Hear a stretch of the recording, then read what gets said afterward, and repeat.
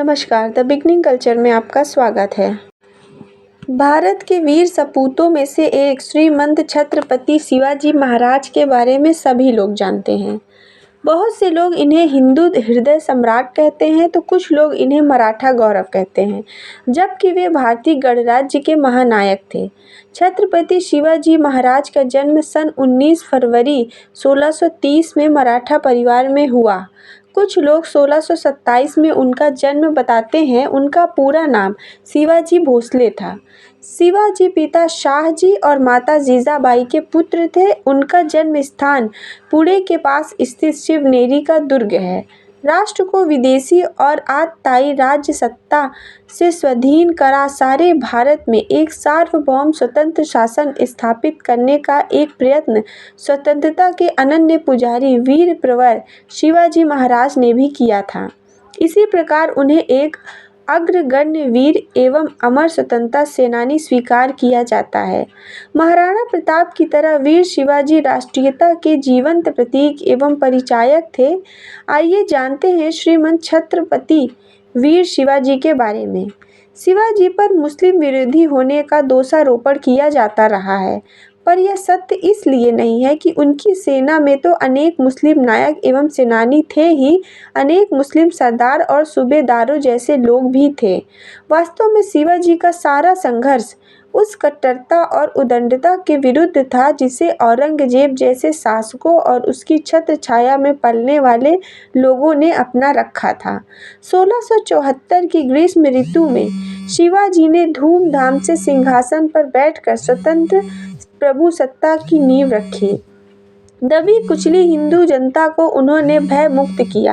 हालांकि ईसाई और मुस्लिम शासक बल प्रयोग के जरिए बहुसंख्य जनता पर अपना मत थोपते अतिरिक्त कर लेते थे, जबकि शिवाजी के शासन में इन दोनों संप्रदायों के आराधना स्थल की रक्षा ही नहीं की गई, बल्कि धर्मांतरित हो चुके मुसलमानों और ईसाइयों के लिए भय मुक्त माहौल भी तैयार किया। शिवाजी ने अपने 8 मंत्रियों की परिषद के जरिए उन्होंने 6 वर्ष तक शासन किया। उनकी प्रशासनिक सेवा में कई मुसलमान भी शामिल थे। उनका बचपन उनकी माता जीजाऊ के मार्गदर्शन में बीता। माता जीजाबाई धार्मिक स्वभाव वाली होते हुए भी गुण स्वभाव और व्यवहार में वीरांगना नारी थी। इसी कारण उन्होंने बालक शिवा का पालन पोषण रामायण, महाभारत तथा अन्य भारतीय वीरात्माओं की उज्जवल कहानियां सुना और शिक्षा देकर किया था। दादा कोरदेव के संरक्षण में उन्हें सभी तरह की सामयिक युद्ध आदि विधाओं में भी निपुण बनाया था। धर्म, संस्कृति और राजनीति की भी उचित शिक्षा दिलवाई थी। उस युग में परम संत रामदेव के संपर्क में आने से शिवाजी पूर्णतया राष्ट्रप्रेमी, कर्तव्यपरायण एवं कर्मठ योद्धा बन गए। बचपन में शिवाजी अपनी आयु के बालक इकट्ठे कर उनके नेता बनकर युद्ध करने और किले जीतने का खेल खेला करते थे। युवावस्था में आते ही उनका खेल वास्तविक कर्म शत्रु बनकर शत्रुओं पर आक्रमण कर उनके किले आदि भी जीतने लगे। जैसे ही शिवाजी ने पुरंदर और तोरण जैसे किलों पर अपना अधिकार जमाया, वैसे ही उनके नाम और कर्म की सारे दक्षिण में धूम मच गई। ये खबर आग की तरह आगरा और दिल्ली तक जा पहुंची। अत्याचारी किस्म के तुर्क, यवन और उनके सहायक सभी शासक उनका नाम सुनकर ही मारे डर के चिंतित होने लगते थे। छत्रपति शिवाजी महाराज का विवाह सन 14 मई 1640 में सईबाई निम्बालकर के साथ लाल महल पूना में हुआ था। उनके पुत्र का नाम संभाजी था। संभाजी शिवाजी के ज्येष्ठ पुत्र और उत्तराधिकारी थे, जिसने 1680 से 1689 ईस्वी तक राज्य किया। शंभूजी में अपने पिता की कर्मठता और दृढ़ संकल्प का अभाव था। संभाजी की पत्नी का नाम येसुबाई था। उनके पुत्र और उत्तराधिकारी राजा राम थे। संभाजी को विश्व का प्रथम बाल साहित्यकार माना जाता है। 14 वर्ष की आयु तक बुद्धभूषणम, नायिका भेद, 7 शतक, नखशिख इत्यादि ग्रंथों की रचना करने वाले संभाजी विश्व के प्रथम बाल साहित्यकार थे। मराठी, हिंदी, फारसी, संस्कृत, अंग्रेजी, कन्नड़ आदि भाषाओं पर उनका प्रभुत्व था। जिस तेजी से उन्होंने लेखनी चलाई, उसी तेजी से उन्होंने तलवार भी चलाई। शिवाजी की कई पत्नियां और 2 बेटे थे।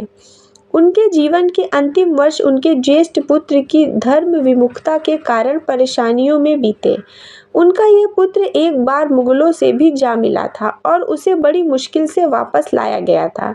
घरेलू झगड़ों और अपने मंत्रियों के आपसी वैमनस्य के बीच साम्राज्य की शत्रुओं से रक्षा की चिंता ने शीघ्र ही शिवाजी को मृत्यु के कगार पर पहुंचा दिया। शिवाजी की 1680 में कुछ समय बीमार रहने के बाद अपनी राजधानी पहाड़ी दुर्ग राजगढ़ में 3 अप्रैल को मृत्यु हो गई थी। शिवाजी के बढ़ते प्रताप और आतंकित बीजापुर के शासक आदिल शाह जब शिवाजी को बंदी न बना सके तो उन्होंने शिवाजी के पिता शाह जी को गिरफ्तार किया। पता चलने पर शिवाजी आग बबूला हो गए। उन्होंने नीति और साहस का सहारा लेकर छापामारी कर जल्द ही अपने पिता को इस कैद से आज़ाद कराया। तब बीजापुर के शासक ने शिवाजी को जीवित अथवा मुर्दा पकड़ लाने का आदेश देकर अपने मक्कार सेनापति अफजल खां को भेजा।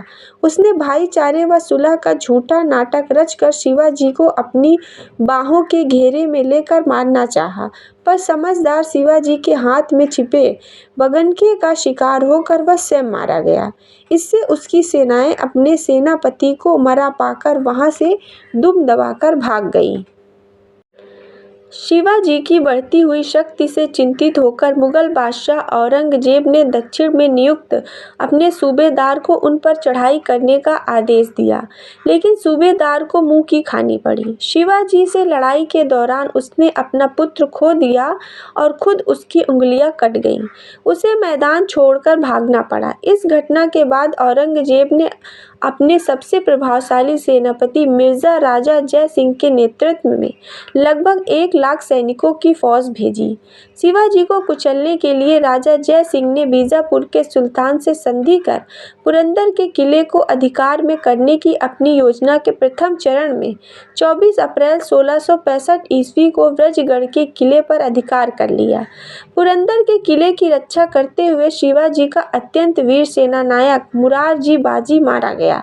पुरंदर के किले को बचा पाने में अपने को असमर्थ जानकर शिवाजी ने महाराजा जय सिंह से संधि की पेशकश की। दोनों नेता संधि की शर्तों पर सहमत हो गए और 22 जून 1665 को पुरंदर की संधि संपन्न हुई। शिवाजी की पूर्वी सीमा उत्तर में बाघ लना को छूती थी और फिर दक्षिण की ओर नासिक एवं पूना जिलों के बीच से होती हुई एक अनिश्चित सीमा रेखा के साथ समस्त सतारा और कोल्हापुर के जिले के अधिकांश भाग को अपने में समेट लेती थी। पश्चिमी कर्नाटक के क्षेत्र बाद में सम्मिलित हुए। स्वराज का ये क्षेत्र 3 मुख्य भागों में विभाजित हो गया, जिसमें पहला है पूना से लेकर सल्लर तक का क्षेत्र, कोंकण का क्षेत्र जिसमें उत्तरी कोंकण भी शामिल था, पेशवा मोरोपंत पिंगले के नियंत्रण में था। उत्तरी कनारा तक दक्षिणी कोंकण का क्षेत्र अन्नाजी दत्तों के अधीन था। दक्षिणी देश के जिले जिनमें सतारा से लेकर धारवाड़ और कोफाल का क्षेत्र था, दक्षिणी पूर्वी क्षेत्र के अंतर्गत आते थे और दत्ताजी पंत के नियंत्रण थे। इन 3 सूबों को पुनः परगनों और तालुकों में विभाजित किया गया था। परगनों के अंतर्गत तरफ और मौजे आते थे। शिवाजी ने अपनी एक स्थायी सेना बनाई थी।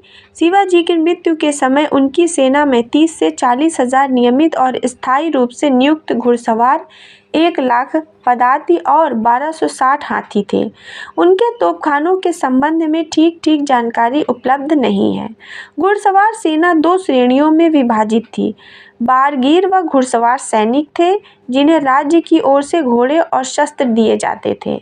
सिलेदार जिन्हें व्यवस्था आप करनी पड़ती थी। घुड़सवार सेना की सबसे छोटी इकाई में 25 जवान होते थे, जिनके ऊपर 1 हवलदार होता था।